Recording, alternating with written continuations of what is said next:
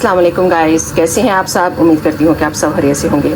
आज मैं आप लोगों के साथ शेयर करती हूँ ज़र्दे की रेसिपी, जो मुझे नहीं लगता कि किसी को ना ही पसंद ज़र्दा।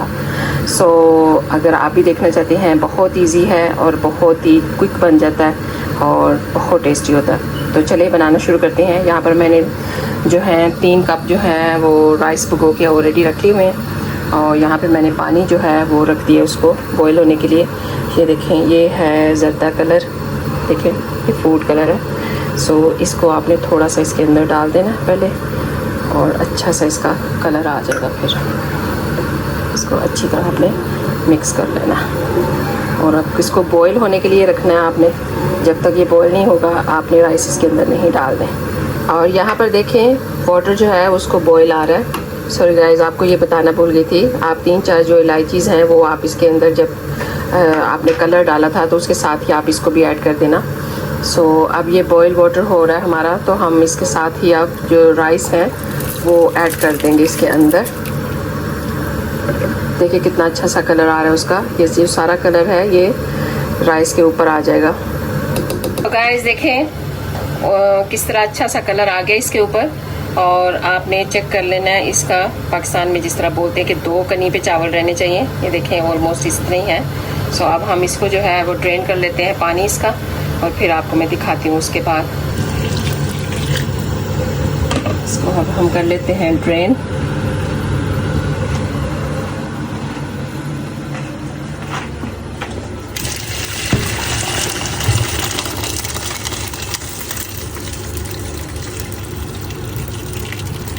देखिए कितना अच्छा सा इसका कलर आ गया।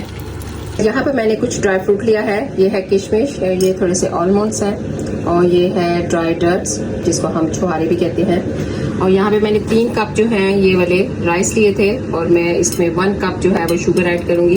अगर आप कम या ज़्यादा करना चाहते हैं तो आप अपनी मर्ज़ी से कर सकते हैं। यहाँ पे ये जो है बटर मैं ऐड कर रही हूँ। आप घी भी ऐड कर सकते हैं या फिर आप देसी घी जो है वो भी ऐड कर सकते हैं।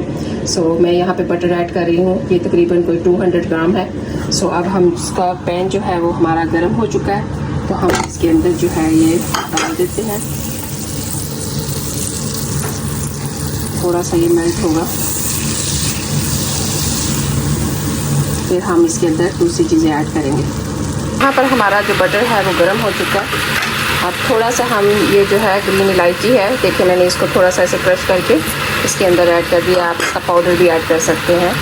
थोड़ा सा हम इसको फैलाएंगे और साथ ही हम इसके अंदर ये जो शुगर है वो हम इसके अंदर ऐड कर देंगे सारी की सारी।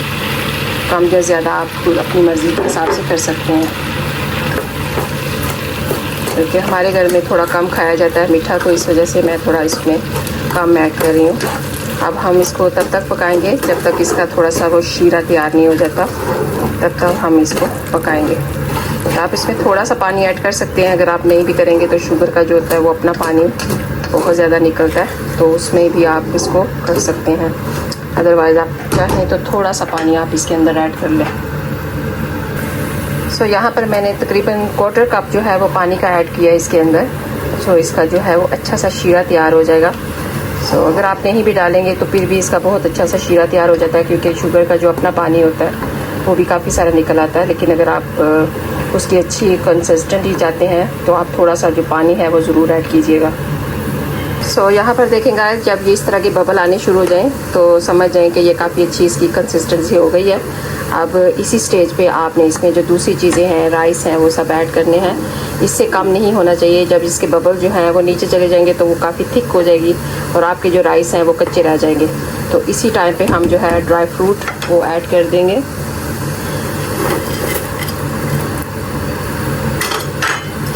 और मेरे पास थोड़ा सा जो था ये पिस्ताचियो भी थे, मैं वो भी थोड़े से इसके अंदर ऐड कर रही हूँ। आपके पास जो भी फ्रूट हो आप इसके अंदर ऐड कर सकते हैं, नो मैटर।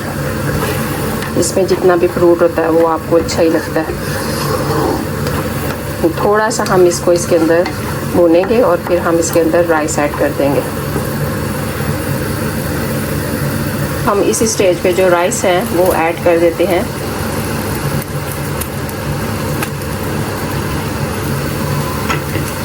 और फिर अच्छे से आप इनको हिला लें। ताकि जितना भी जो शीरा है वो अच्छे से मिक्स हो जाए इसके अंदर।